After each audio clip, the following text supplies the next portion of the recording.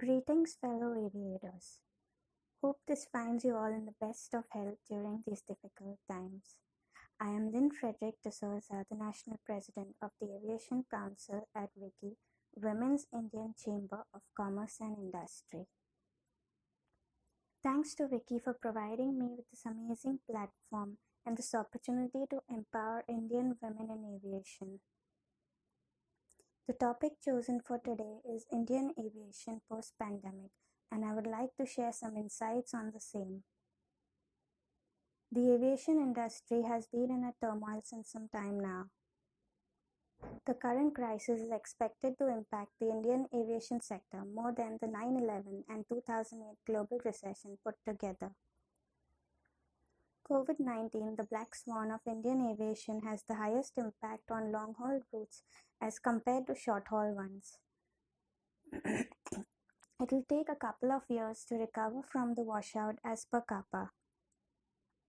The aviation sector is flying through severe turbulence, the most challenging part being the uncertainty. In previous crises, one was typically faced with a situation that was definitely limited in time. This time, we are faced with something that has multiple different facets and is characterized by almost an impossibility to predict how long it will last. In a report by CAPA, the industry will shrink to 2 to 3 players without funding, resulting in a sustained damage to connectivity in India. Since the resumption, the forward air travel bookings are outweighed by the cancellations, and air travel demand is drying up. For an industry which is already stressed, COVID-19 accelerated the process of bankruptcy filing for several airlines. Even the airlines still in business have suffered misfortunes due to their previously grounded fleets. As per market sources, apart from pay cuts, several airlines like Indigo and Go Air have also taken other cost-cutting measures, including furloughs. As per a discussion with Tamanna Imandar on India Development Debate, Ajay Avante, founder, livefromalaunch.com, said that only Indigo, Vistara and Air India are expected to survive the storm. Indigo is doing the right thing by raising liquidity and encouraging cost-cutting measures. Vistara too is well positioned despite bleeding financially as they are strongly backed by Tata and Sia. Air India, on the other hand, has government support. Most airlines are in a soup with surplus capacity and employees, shrunken net worth, and fewer passengers. As per CRISIL, even after resumption of domestic air services, the load factor is hovering at 50 to 60%. The flow of travel is primarily limited to essential travel and unidirectional one-way. Fares implemented by the government are higher on today. IATA reports that passenger demand in Indian aviation will contract by 49% in 2020 as compared to the previous year. Revenue will decline by $11.61 in 2020 versus last year, and only business-focused travel and freight carriers seem to be surviving. Indian carriers are expected to log operating losses this fiscal despite lower crude prices. A revival appears unlikely even in the next fiscal as per CRISIL.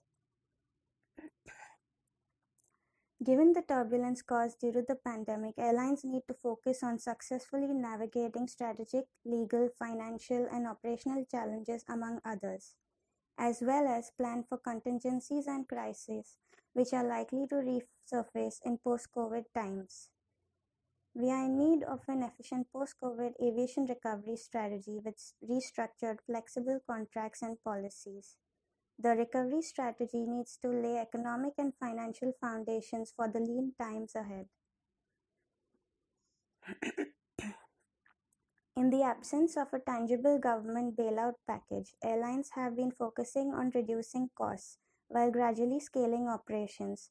Besides seeking a reduction in rental costs, domestic carriers have approached leasers seeking a deferment on the rentals and have managed to avail concessions.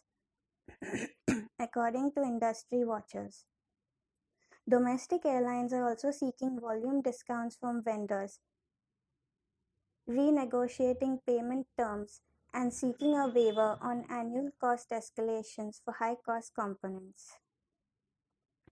In order to fly safely through this turbulent time, it is of utmost importance that the airline companies launch a crisis management team, or as it's been coined by some in the industry, plan ahead team. This plan ahead team will be responsible for collecting forward-looking intelligence and provide a post-COVID-19 flight plan to guide and accelerate decision-making. The International Air Transport Association has identified India amongst the priority countries that need to take action for relieving the already struggling airline companies from the stress caused due to the pandemic. There are several industries, including travel and tourism, which are heavily dependent on the aviation industry, and jobs across many sectors will be impacted if airlines do not survive the COVID-19 crisis. Even ICAO has started the United for Aviation movement in this light as well to further air transport innovation and aid in the recovery. Coming to aviation security. Creating that safety bubble means reducing or eliminating human-to-human contact. Aviation security will now need to consider more than potentially concealed items. That is thermal screening to check passengers' temperatures, disinfecting mats to ensure pathogens aren't brought in on foot, physical pat-downs versus social distancing, whether or not to touch passengers' personal belongings. To address these challenges, ICAO, in collaboration with states and industry experts, coordinated the development of a guidance document called the ICAO Guidelines for Aviation Security Contingency Measures during the COVID-19 pandemic. It should be noted that air cargo continues to operate at high levels during the crisis. It is for those reasons that efforts and resources should be directed to closely monitor threat levels, especially those related to air cargo and insider threat. While vulnerabilities arising as a result of current disruptions should be reduced as much as practicable, both in time and scope. Aviation security will continue to adapt its processes and procedures to integrate sanitary measures while maintaining adequate security levels. Innovation is anticipated to be key in restoring pre-COVID traffic volumes and growth while applying the required sanitary measures.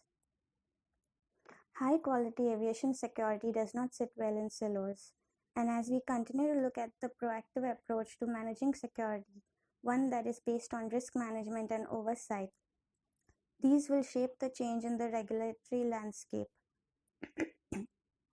As the landscape is changing, collaboration is critical as an aviation community to ensure changes are both made and understood.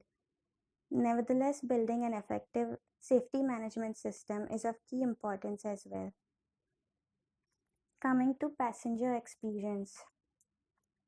A further consequence of COVID-19 is the decimation of passenger confidence regarding air travel. Aviation will not be able to recover and move forward if passengers remain wary of the airport experience. The COVID-19 pandemic offers one shining light, the opportunity to view existing procedures and practices from a new perspective and perhaps create an even more vibrant, resilient, passenger-friendly industry. To rebuild faith in the procedures, airports must give the passengers more control over their journey, leading to the demand for self-service technologies and the utmost need for One ID. COVID-19 is set to speed up automation in aviation, especially in operations. Automation being very inclusive for people with differing abilities as well. Budapest Airport, Avalon Airport, and Bangalore Airport have taken some interesting steps to recovery with their passenger experience, setting the stage for further improvement. Additionally, systems such as one which enable travelers to check in and check bags from numerous remote locations, easing the pressure on busy airport terminals and providing maximum convenience and flexibility for airlines and their passengers are essential. Airports could also offer passengers a simple dynamic wayfinding mobile app to identify areas of high congestion and provide alternate routes to avoid crowded hotspots. Such a solution would be quick and easy to implement at minimal cost because the technology already exists. It simply needs to be tailored to each airport. According to a recent IATA COVID-19 passenger survey, once the pandemic has subsided, 84% of travelers would feel safer having touchless processing throughout the airport, complemented by 65% being concerned by handing over their passport, phone, boarding pass to airport officials. This necessitates the need for One ID again sooner to enable contactless processing and information exchange. There is a high need for the aviation community to be mindful and make better use of their limited resources, especially to manage their risks as effectively as possible. These two priorities are integrated into the IATA Restart strategy and are designed with the recommendations from the ICAO Council's Aviation Recovery Task Force, takeoff guidance for air travel through COVID-19 public health crisis, of which IATA was a main contributor. This will enable passengers to arrive at the airport and be recognized at all touchpoints and make travel more secure. It reinforces the significance of this industry's goal of safety as well, contactless being the new airport buzzword. Single end-to-end solutions will help drive economies of scale. We look forward to more robust plans for staffing and passenger engagement as well. Being sensitive to privacy concerns is vital to success. What we see as a result of COVID-19 in express air cargo and for the foreseeable future is the surge of freighters and charter flights. The demand for PPE, sanitizers, and medical equipment has significantly increased. Neither governments nor businesses or individuals could afford to wait weeks for these supplies to arrive via sea cargo. Airlines play a critical role in keeping the supply chain going. Passengers want to see a strict adherence to the standard protocols. The passengers who utilize business aviation the most have largely the same profile of some of the highest risk people, so COVID-19 protocols are expected without exception.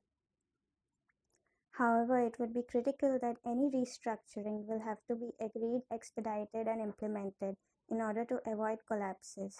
In stress situations like COVID-19, being on the fastest trajectory may matter more than having a great plan that may quickly become obsolete.